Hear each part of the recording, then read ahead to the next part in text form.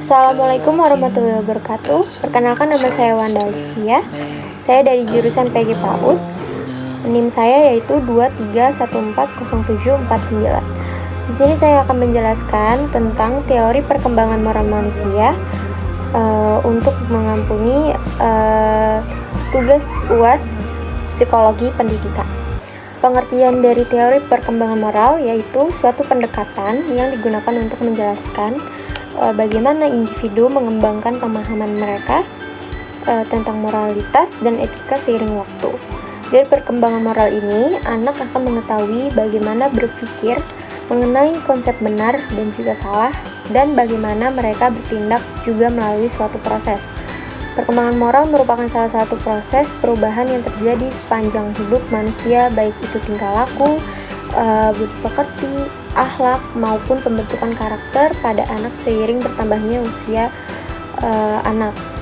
Perkembangan moral mencakup perkembangan pikiran, perasaan, dan juga perilaku menurut aturan dan kebiasaan mengenai hal-hal yang seharusnya dilakukan seseorang ketika berinteraksi dengan orang. Berikut ini ada teori perkembangan moral manusia menurut para ahli. Yang pertama itu adalah menurut Piaget. Piaget berpendapat bahwa perkembangan moral berlangsung dalam tahap-tahap yang dapat diprediksi.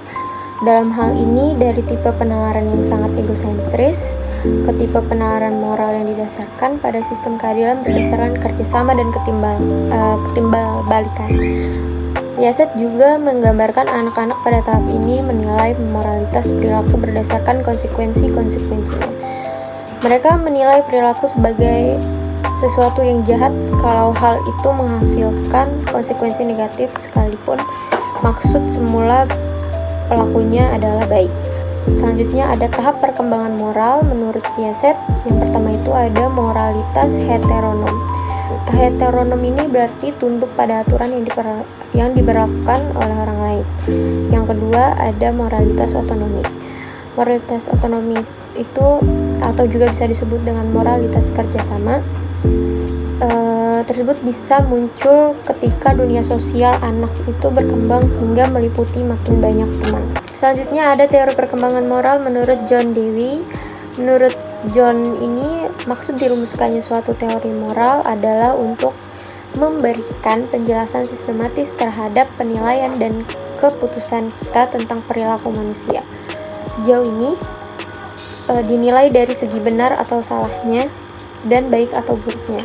John juga mengajarkan bahwa setiap orang perlu memupuk rasa tertarik pada hal-hal yang menunjang kesejahteraan umum sebagai hal-hal yang pantas diinginkan bagi perkembangan dan juga perwujudan dirinya sendiri sebagai manusia, dan tidak melakukan sesuatu untuk orang lain dulu karena itu suatu kewajiban.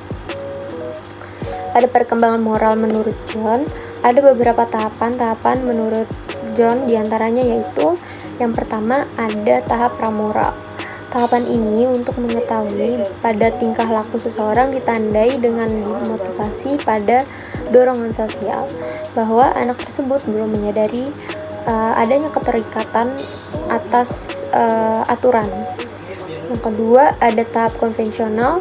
Tahapan ini memiliki sifat secara individual, menerima ukuran yang terdapat pada kelompoknya dengan ditandai adanya kesadaran dalam ketaatan pada kekuasaan.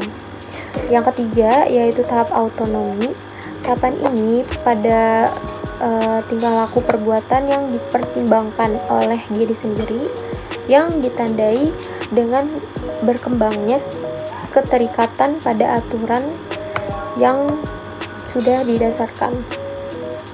Dan selanjutnya yang terakhir ada teori perkembangan moral menurut Thomas Lickona.